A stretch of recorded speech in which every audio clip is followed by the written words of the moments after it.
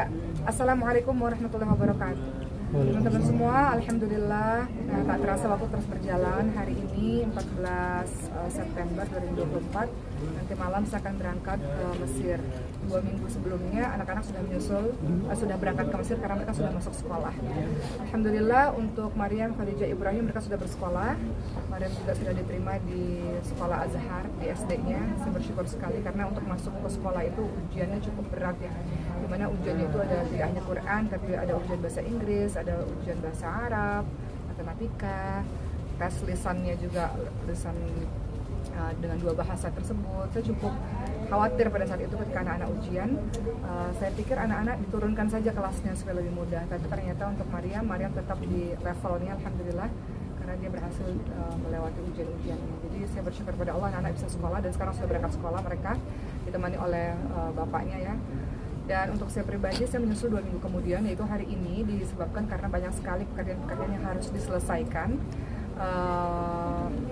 Termasuk di bulan September ini di pesantren kami ini banyak sekali wisuda Quran, jadi saya harus datangi. Kemudian saya melakukan berbagai macam kerjasama dengan berbagai macam kampus, MOU kampus untuk memberikan beasiswa dengan untuk anak-anak penghafal Quran. Jadi banyak pekerjaan, termasuk beberapa bisnis yang harus diselesaikan, sehingga saya menunda kepergian. Tapi alhamdulillah hari ini, malam ini, saya akan berangkat ke Mesir. Dan di Mesir nanti memang alhamdulillah saya juga sudah keterima di jurusan Usuluddin di Universitas Al-Azhar Mesir, sehingga tahun ini sudah menjadi pelajar lagi untuk melanjutkan kuliah. Adapun untuk Sulaiman, anak yang paling kecil, saat ini usianya 4 tahun, masih TK, memang tidak kami bawa dulu ke Mesir karena Sulaiman masih harus menyelesaikan terapi bicaranya. Jadi kita bergantian, ketika saya pulang ke Mesir, ya suami akan datang ke Indonesia. Jadi bergantian terus menerus. Dalam sebulan atau 2 bulan kami akan saling bergantian satu sama lain. Seperti itu. Sulaiman insya Allah akan kami bawa ketika bahasa Indonesianya sudah lebih bagus dan menyelesaikan terapi bicaranya insya Allah untuk melanjutkan sekolahnya di Mesir insya Allah. Nah sekarang apa aja yang ada di Mesir, saya tanya sama anak-anak ketika mereka di Mesir, mereka nyaman dan mereka betah di Mesir. Dikarenakan di Mesir sebenarnya kami satu gedung dengan teman-teman pesantren ya. Jadi kita tuh ada cabang pesantren kita di Mesir juga, sehingga kita tinggal satu gedung dengan anak-anak Indonesia, dengan para santri-santri Quran juga, sehingga anak-anak dekatlah dengan kakak-kakaknya. Kemudian untuk makanan juga tidak pusing ya, karena sebenarnya makanan Indonesia tuh banyak sekali, kita bisa masak tiap hari makanan Indonesia juga nggak ada masalah, walaupun anak-anak harus coba sih makanan-makanan Mesir sebenarnya nanti gitu.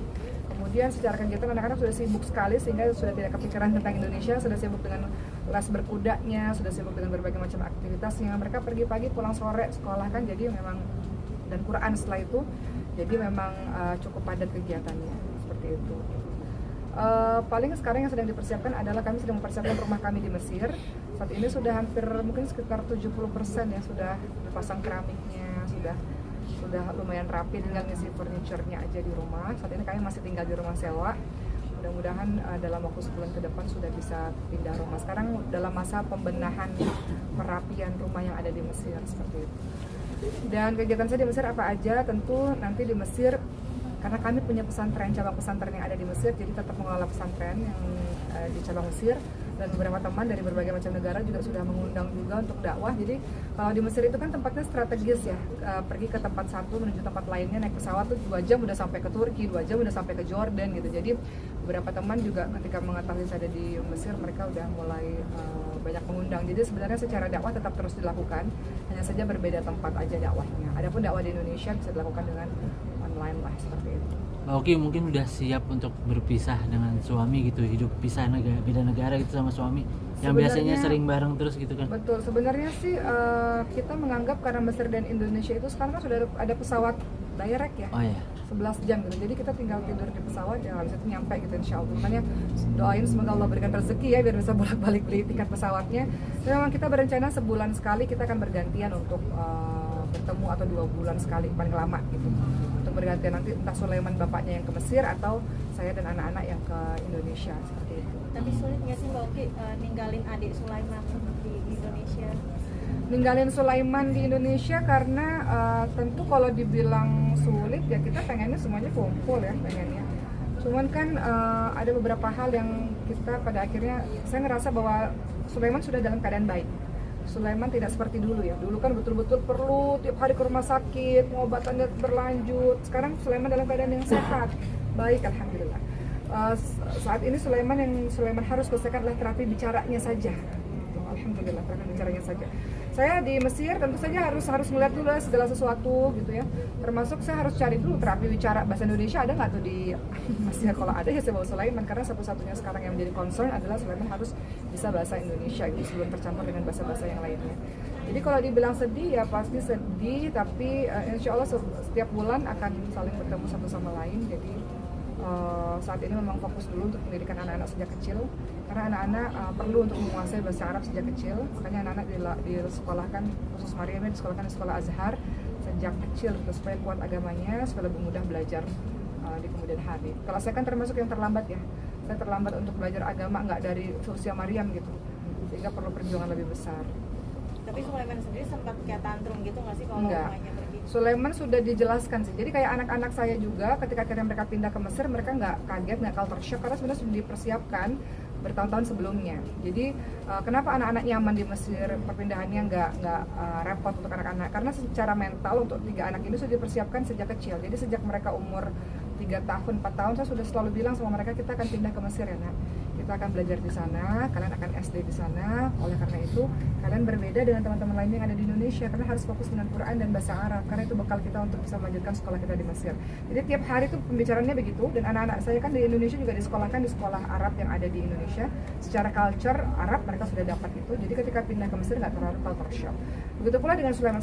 Sekarang Sulaiman umurnya 4 tahun, akan menuju 4 tahun. Alhamdulillah, saya bersyukur pada Allah, semua perkembangan Sulaiman baik.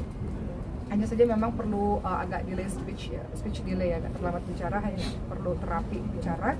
Tapi beberapa kali sudah disampaikan kepada Sulaiman nanti makan ke Mesir ya nak, nanti Uma ke Mesir, Baba akan ke sini. Terus dia komen, dia bilang nggak mau ikut ke Mesir gitu.